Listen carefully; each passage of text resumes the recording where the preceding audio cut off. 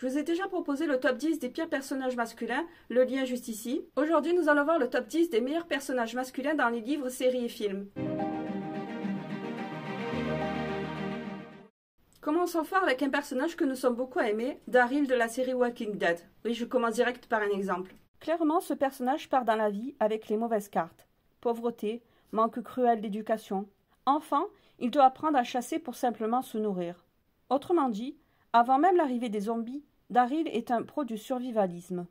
Et c'est uniquement cela qui fera qu'il sera accepté par le groupe. Mais très vite, l'homme se révèle. Ses qualités humaines qui jusqu'ici, il n'avait pu mettre en avant sous peine d'être utilisées contre lui, se trouvent être valorisées par les autres. De ce fait, nous voyons ce personnage partir de zéro pour devenir le héros de l'histoire. Il est passionnant de suivre l'évolution d'un homme qui doit faire face à tant de difficultés et de sacrifices pour s'en sortir. De le voir ainsi réussir nous fait éprouver du soulagement, de la satisfaction, mais aussi de la fierté pour ses accomplissements, pour ce qu'il est devenu. Dans ma précédente vidéo sur les pires personnages masculins, je vous ai déjà parlé du bad boy. Ce qui peut faire de lui un personnage mauvais est qu'il est méchant parce qu'il est méchant. Mais quand un bad boy agit certes avec violence parfois extrême, mais ce pour une bonne cause, pour une cause honorable, dans ces cas-là, ça peut devenir un excellent personnage. Entendons-nous bien, je ne valorise pas la violence ou les tueries, mais le monde est ce qu'il est, c'est-à-dire violent. J'aime les rebelles, ceux qui brisent les règles, qui se battent contre l'injustice ou pour protéger les leurs. Je suis partante pour suivre un personnage qui affronte un système, une organisation, un monde, qui ont ce point en commun d'être mauvais. Est-ce que c'est votre cas? Si c'est le cas, dites-moi-le en commentaire. Il est celui qui dirige les hommes.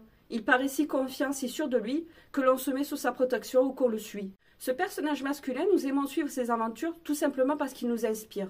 Il y a beaucoup d'exemples sur lesquels je pourrais m'appuyer. Dernièrement, j'ai fait une vidéo sur Thomas Shelby de la série Peaky Blinders et son charisme. Bien des chefs possèdent cette attitude qui peut être innée, comme Ragnar de la série Viking, ou elle peut être façonnée, ce qui est le cas pour Thomas Shelby. Il est intéressant de voir comment un tel personnage est devenu si charismatique. Mais l'essentiel, c'est de suivre le personnage qu'il est devenu, c'est-à-dire un chef protecteur. Le torturé est un homme qui a vécu de terribles tragédies, que ce soit dans son enfance ou même dans sa vie d'adulte. Prenons le cas de Billy Butcher de la série The Boys. Il a eu les deux cas de figure. Il a grandi sous l'autorité d'un père violent qui l'a forcé à s'endurcir. De ce fait, il y a une violence en lui qui n'attend qu'à exploser. Malgré son éducation qui aurait dû faire de lui un homme malsain et violent, Billy a su contenir cette violence en s'engageant dans l'armée, mais surtout en trouvant l'amour. Marié, il est devenu un homme bienveillant et jovial. Mais lorsque l'on tue sa femme, Billy devient vengeur, violent, dur et méfiant. Ce qui fait d'un torturé un très bon personnage n'est pas sa violence en soi, mais le fait que nous compatissons pour lui. Nous souffrons avec lui, et nous voulons le protéger, espérer qu'il soit un jour à nouveau heureux et en paix. Je craque carrément pour ce type de personnage, qui s'habille avec élégance. Bon, après, c'est pas uniquement le costume qui fait que je m'intéresse à ce type de personnage. Le dandy est surtout une attitude, un savoir-vivre. Il est serviable, galant, mais aussi et surtout, il inspire le respect, que ce soit vis-à-vis des femmes ou des hommes. 3 exemples me viennent en tête. Le premier est notre ami vampire Elijah de la série The Originals, capable de tuer une personne sans se salir. Le second est Lucifer. Qui a dit que le diable ne s'habille plus en Prada? Celui qui m'a fait aimer le style dandy lorsque j'étais ado, et Monsieur Darcy de Orgueil et Préjugés. Le type arrive à s'imposer, à briller, alors même qu'il porte des collants. Oui, des collants. Le dandy se démarque des autres, autrement dit, il attire immédiatement notre attention. Ce qui fait de lui un très bon personnage est le fait qu'il arrive à maintenir cette attention, du fait de ses actions, de son comportement, ou de sa personnalité.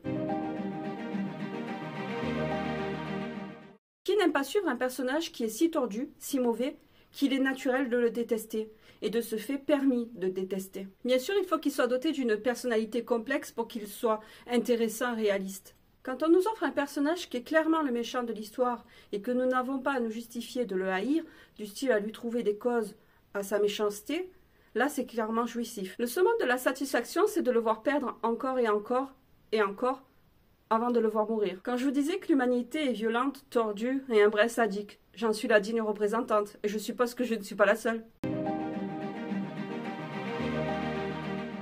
Bien décrit, c'est l'un des types des personnages que j'aime bien suivre. Il ne va pas jusqu'à la violence comme le torturé.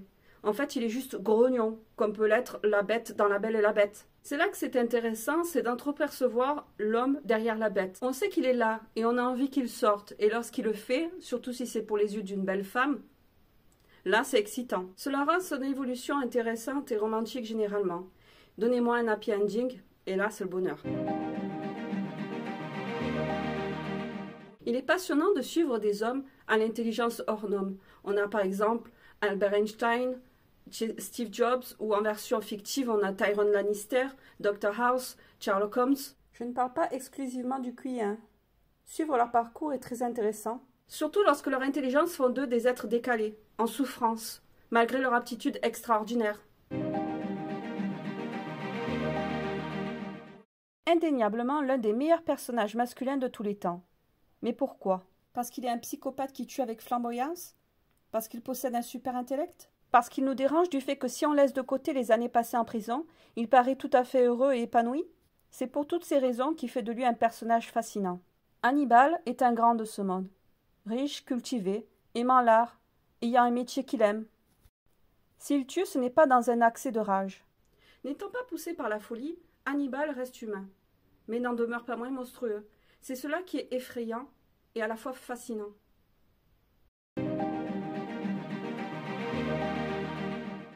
Ce profil a pour ainsi dire les meilleures qualités traditionnelles que peut avoir un homme. Le personnage qui pour moi incarne toutes ces caractéristiques macho traditionnellement fortes, mais qui reste empli d'humilité, de tendresse, de bonté, de gentillesse, de vulnérabilité, est Aragorn de la série de films du Seigneur des Anneaux.